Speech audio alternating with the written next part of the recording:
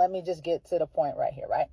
There's more than just a fucking presidency. Although the federal government controls so much and has a lot of what happens in the state, that is not necessarily the most important election. Your state elections are so fucking important that it is ridiculous that people don't understand how this shit works. So let me just give you a quick little example of how everything affects everything. In the state of North Carolina, I live in Wake County.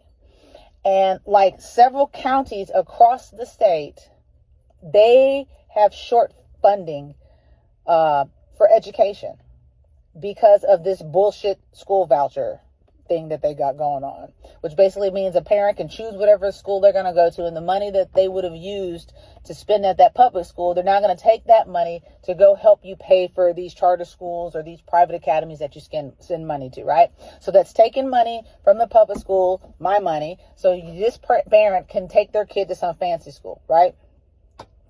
But that creates a deficit. That creates a deficit in the education because they still got to pay for school for the kids that are left behind. School still needs an air conditioner. School still needs their ducts and shit cleaned and the heat to work in the winter, and they still need books and all that kind of stuff. So the bill doesn't go down just because the kid leaves. It actually makes it go up. When enrollment is down, they don't get as much money. But again, the AC and shit still need to be fixed. The teachers still need to pay. So they got to start cutting in all these different areas. And that's not just the county, the city has to cut. And that's also not just that the Board of Education has to think of cuts to make.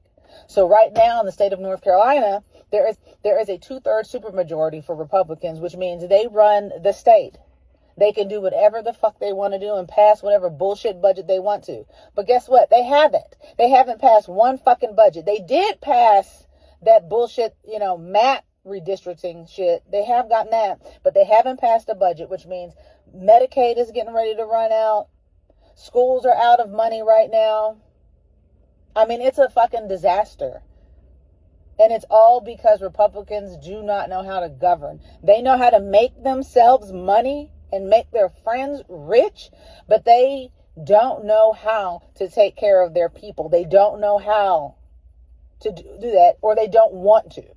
It's one of those two things. Either you don't know how to do your job or you don't want to do your fucking job. But it ain't getting done. And so what they're having to do in Wake County, their new budget is going to be to pull at least $1 million from affordable housing fund that they've set up to buy land to build affordable housing. They're pulling money from that.